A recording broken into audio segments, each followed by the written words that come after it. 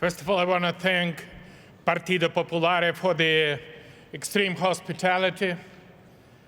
I want to thank President Manfred Weber for the strong solidarity with Ukraine and great leadership, for the President Ursula von der Leyen, for all the presidents, prime ministers, ministers, leaders of the opposition, on behalf of Ukrainian citizens, on behalf of Ukrainian soldiers, on behalf of the Ukrainian volunteers, let me thank you for the unwavering and strong support of Ukraine.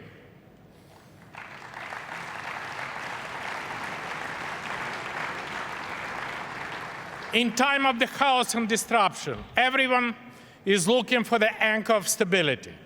And today, many nations see the European Union as such an anchor. I believe that under the strong leadership of the European People's Party, the EU will succeed in this mission. And I also want to congratulate and thank Chancellor Tobias Friedrich Merz, a strong leader. All the best at the helm of Germany. Dear friends, the global leadership of the free world is being tested by war of Ukraine. Top priority number one is to bring credible and lasting peace. We need a just peace, not just a peace. And it must not come at any price. We need the peace through strength, not the peace through business. And no peace through capitulation and appeasement to aggressor. Many talk today about the Crimea. We have nothing to talk about. Crimea is Ukraine. And for me, this is a symbol of the international law and security.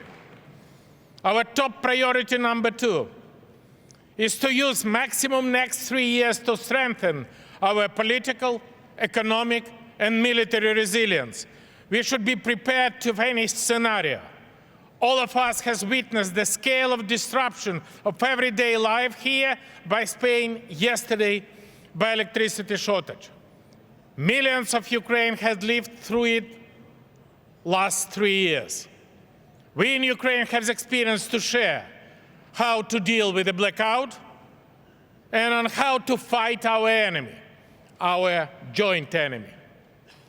In this challenging geopolitical environment, our unity and common position is the only guarantee to success.